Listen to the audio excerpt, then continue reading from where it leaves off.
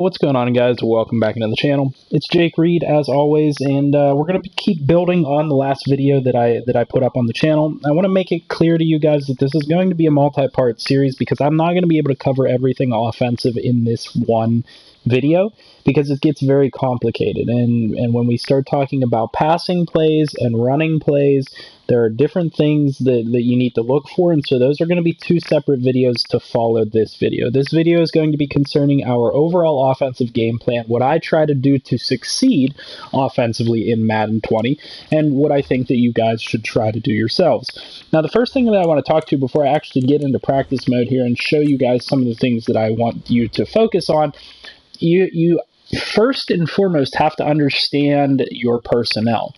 And this is something that a lot of people, that aren't very good at the game or are new to the game don't really understand. And if you don't understand football, you might think the same thing. And there's even a lot of NFL teams that don't utilize their talents correctly. You want to try and think like Bill Belichick, honestly. If you want to be successful in Madden, you want to be thinking like that type of head coach. He's the best head coach in the league, and he doesn't ask his players to do things that they're not capable of doing. He asks them to do what their skill set allows them to do. And so when we look at the Steelers here, a great example of that would be our skill positions, our halfbacks and our wide receivers. Even our offensive line, we can go through and talk about all these different things and how they affect what you're going to do offensively. James Conner is a great example because he's a great running back, or a good running back if you don't consider him great, but he's just not fast, so he's not going to be able to do certain things like other running backs. He's only got 86 speed, so you're looking at a player that is going to be successful mainly between the tackles, a guy that's not really going to be doing a whole lot of outside running because he's not going to ever beat anybody to the edge, and on top of that, you're not really going to want to run with him out of the shotgun formations because he's not going to get up to speed quickly enough. He's more of a guy that's got to run downhill, which means you're going to want to run out of the single backs, the strong formations, the weak formations, the I forms, stuff like that. And you have to know that about your players. If you have a running back like this as opposed to a running back with like 90 speed, they play differently, and so your play calling is going to vary based on that. If you're going to have a running back like this, I'll start by telling you the most critical ones. If you're going to have a running back like James Conner, you need to call more downhill type of runs, and you need to be aware of that ahead of time. Next, we want to talk a little bit about wide receivers.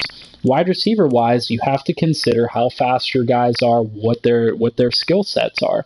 And so with the Steelers wide receivers here, you have a group of pretty fast receivers. They all have 90 plus speed, which is really nice, and that means that you can do just about anything you want with them, to be quite honest with you.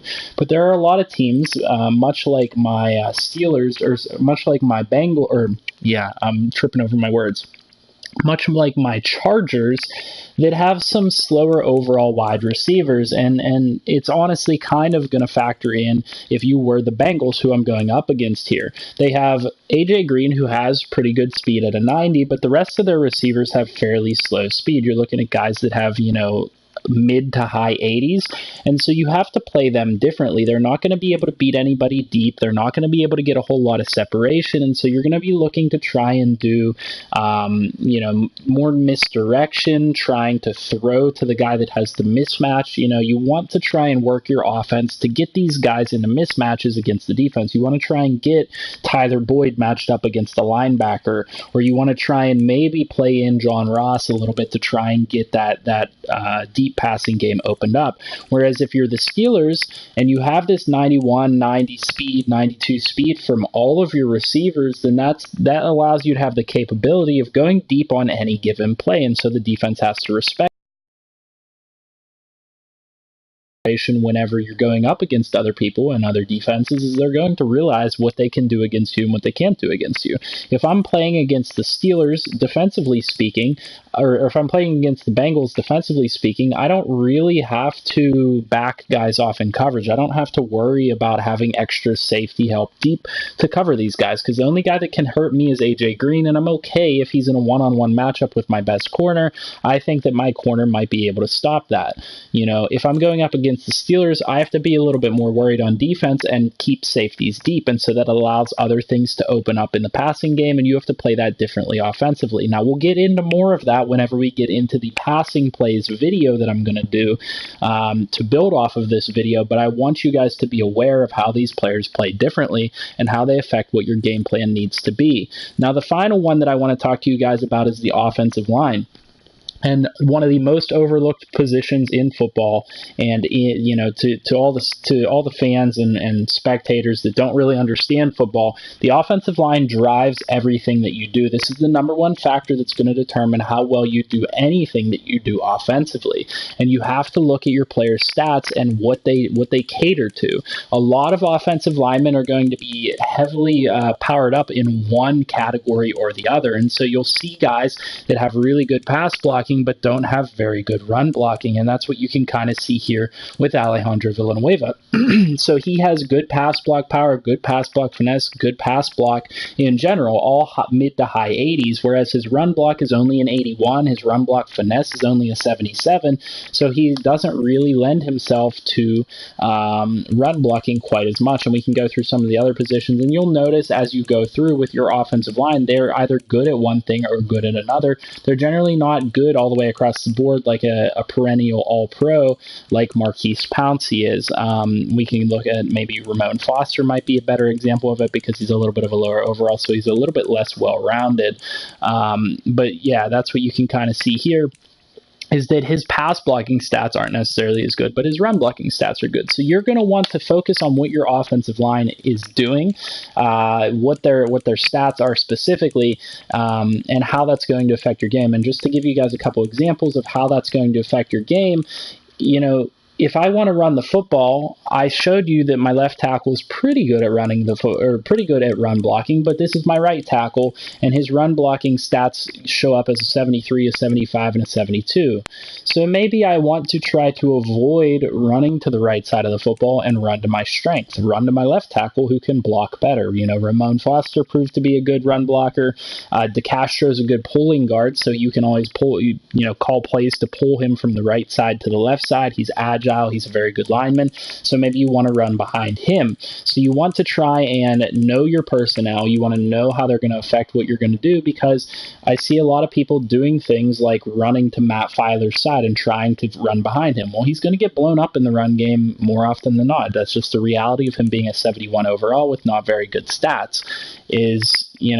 You have good offensive linemen, make sure that you run behind those good offensive linemen. That should affect your game plan first and foremost. Now, we're going to get into what I actually do on any given play. Let's go ahead and jump into it. I'm going to have to just pick a random play because I'm going to switch sides here real quick because I want to be on offense. So, first thing that I want to talk about is the downs, first down, second down, third down, fourth down. What are you trying to do? And then we'll get into some of the yardages and how that affects different things. So generally speaking, on first down, you're going to be in a 1st and 10 situation. We really don't need to talk about first and long or first and short, because those are pretty, rare if those are ever going to happen. If they do happen, the concept is still going to be the same. Let me give you guys my overarching idea on offense. So the overarching idea on offense is that you're trying to set up for easy plays as you go down your playlist, and as you go from first down to second down to third down and so on, you're trying to set the next play up to be easy for you. And what I mean by that is, on first down, you're trying to set up the second down so that you can get an easy first down. So you're trying to get 4 or 5 yards to make it 2nd and 5, and then you only have to get 5 yards on second down to get the first down.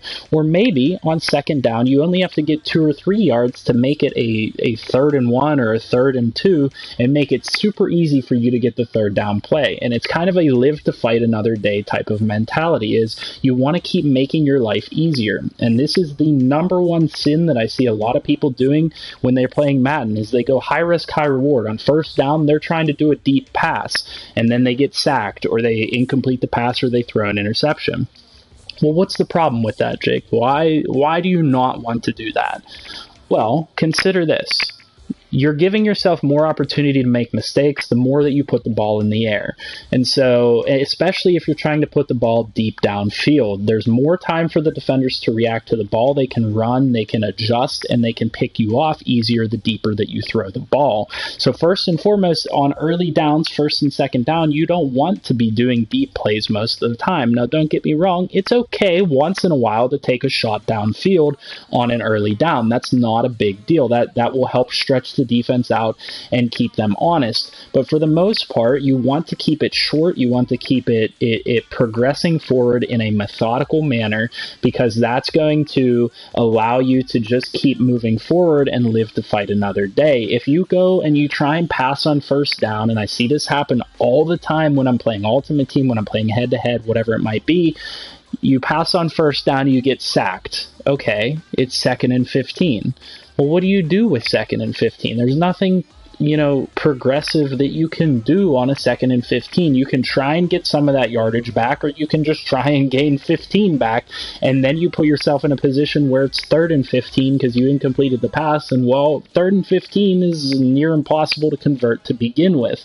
So the idea is you want on first down to gain somewhere in the range of 3 to 5 yards to set up for a nice, easy second down play. You want to get into the range of 2nd and 5, and then on second down, you're aiming to get that first down. If you don't get the first down, you want to get close to the first down. And if you don't get close to the first down, you've already set it up where the third down play is going to be a nice and easy 3rd and 5. You want to keep moving forward with your offense. You don't want to take those high-risk, high-reward plays unless you're really comfortable with them. This is the mistake that I see a lot of people making. So, it's nice and easy on first down to come out here and do a short little, 2, 3, it doesn't even matter if you don't get a gain on first down, as long as you're not doing something negative to hurt your offense. Generally speaking, trying to do something deep and a long play on first down is going to hurt your offense. So as you can see, I got maybe a yard there on first down on the first down run, and then on second down, I'm going to be in a closer position to convert the first down. You're going to want to continue to get yourself closer to converting the first down. That's my offensive game plan. My offensive game plan is to minimize the risk in what you do. And when you start to pass downfield, say this is first down right now, and I go ahead and I audible to, a skinny post, and this is a deep pass play, it's a risk reward. Those guys, there's a low chance of them getting open to begin with, and then I'm hurt because I'm getting a sack. And now it's 2nd and 15, 2nd and 20, and you're really putting yourself in a tough position. Then you take away the run game so the defense knows that they can sit back in a pass coverage, and then all they have to do is bat the ball down or pick it off from you. That's why you don't want to be stretching the field on a first or second down play for the most part. Generally speaking, you want to get yourself into a position where the defense can't know that you're one-dimensional.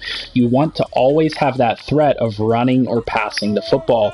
As soon as they take away the threat of you running the football, and I do this all the time to my opponents, as soon as I take away the threat of them running the football, I can just sit back in coverage and wait for them to make a mistake. And it's really easy to make a mistake whenever you have eight guys dropping in coverage. That's the basics of it. That's exactly what my offensive strategy is. You don't want to back yourself up and get into a tough position. And so how do you do that? How do you, generally speaking, call plays on offense? Let me show you guys how I game plan for offense. My first down play is always a run.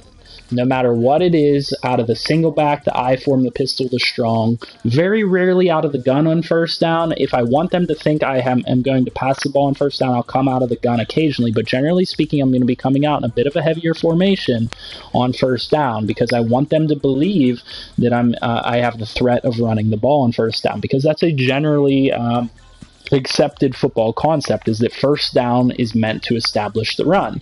Well, what am I going to do? First and foremost, I'm going to pick a run play that I'm comfortable with, and then I'm going to come out and I'm going to adjust to what the defense comes out in. So I'm going to pick a random play here on defense and tell you guys what my thought process is. I see a couple big holes right in front of me already, and I know that my game plan is to set up easy plays for second and third down. Well, all I have to do, instead of getting cute with this and running a counter play that's longer to develop, All I have to do with this is adjust it to find those holes nice and easy. And that's what you should be doing on offense. So right now, yes, this counterplay might get me a lot of yards, but I'm just gonna audible to the dive here and pick up 3, 4, 5 yards nice and easy and make my life easier on second and third down. And you're gonna hear me repeat this over and over and over again. Make your life easier on second and third down. Don't put yourself in a position where you have to throw the ball 15 yards downfield. Keep making your life easier. Do these short plays that are going to set up for the future. You're trying to set up your offense as you go down the field. You're not trying to get all the yardage at once. If you try to do that, you're going to make mistakes, and it's going to be really easy to throw interceptions, like I said. So you want to be looking for these holes in the defense and try to run to them. Now, if they come out and they realize that you're trying to run the ball on first down, which is what happens with a lot of people, then you audible. Don't be 100% committed to running this ball on first down. So say they come out and they stack the box. I'm going to go ahead and choose a new play here for you guys and show you. If they come out and stack the box, you have to be able to adjust and realize that they're going to stack the box. So I'm going to come out in the same exact formation. I'm going to do what I do on first down, which is pick a running play, pick a standard running play, and then adjust from there.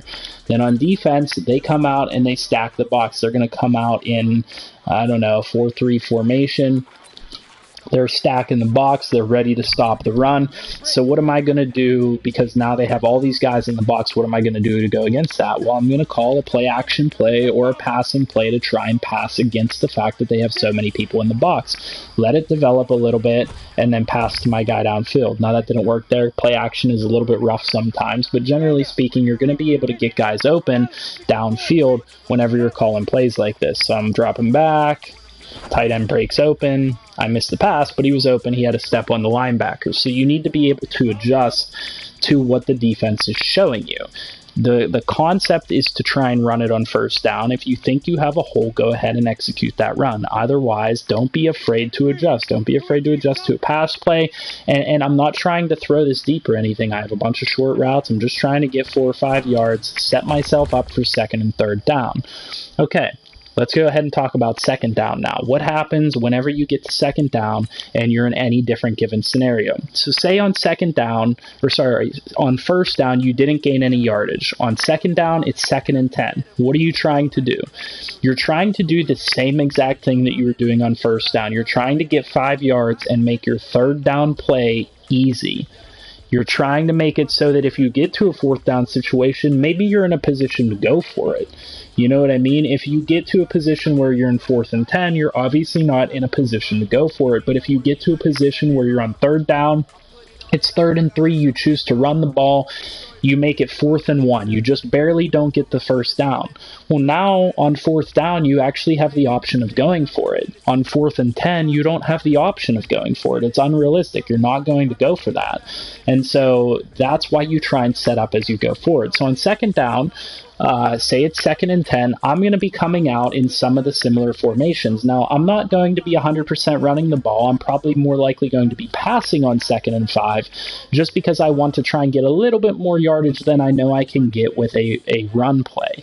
And so on second down, I would be coming out in something like a single back, maybe something with an extra wide receiver like the single back bunch or something like that, that I can pass out of. And then if I come out of this formation and I see that they are in say they're in a pass stopping formation like this, they think I'm going to pass here on second down, you have to be able to adjust to that. Know that it's second down and take the yardage that they give it to you.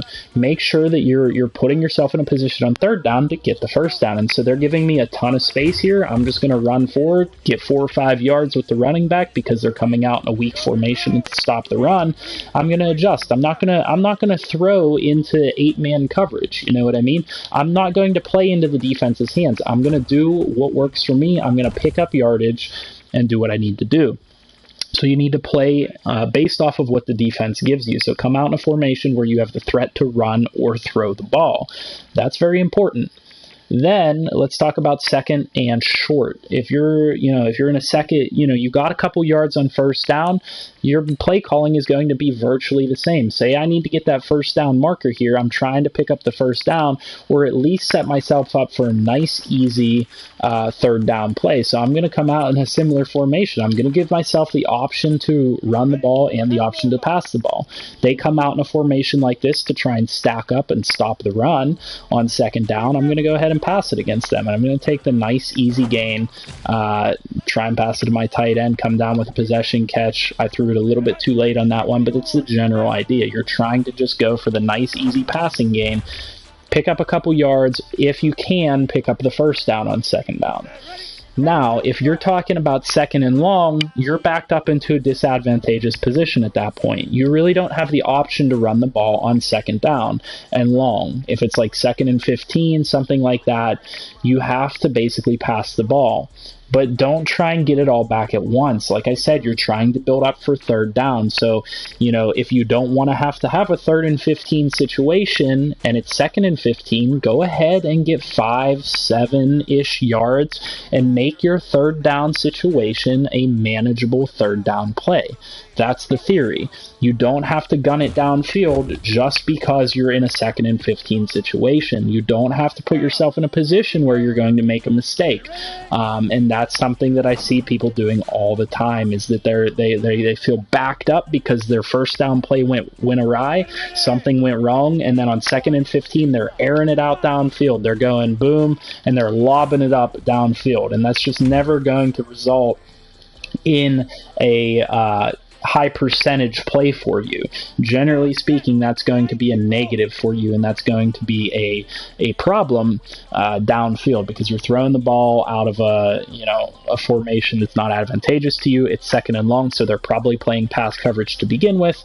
You can take the short yardage game, take what the defense gives to you. Why do you think the Patriots are so successful in the NFL? They take what the defense gives to them. If they see the defense is coming out in a run-stuffing formation, they're going to go and pass it away from where the run-stuffing players are. They're going to pass it away from the box. If the defense is coming out in deep coverage, they're going to take the yardage underneath and make their lives easier as they move forward. So that's covering second down. Now on third down, what do? On third down, your options are limited. On third down, generally speaking, you're passing the ball no matter what. If you're in a third and short situation, I am all for running the ball, because the way the community is, the way the game's meta is, on third down, generally speaking, people are passing the ball. And so the defense is going to come out and have to respect the pass, because you're trying to pick up that first down. They have to respect the fact that you're going to try and pass to do that. Well, you can catch them off guard in a third and short situation by running the ball. Say this is 3rd and 3, they're coming out in somewhat of a pass formation. They have matchups across the board. Well, I think I can go ahead and run the ball and probably pick up 2-3 yards and almost get the first down, or get the first down depending on what play call I do. And so don't be afraid to run the ball on a third and short situation, but make sure you come out and give yourself the option to pass. So that's where the shift in logic is. On first and second down, you're trying to give yourself the option to run, and so you want to come out in those more run type formations.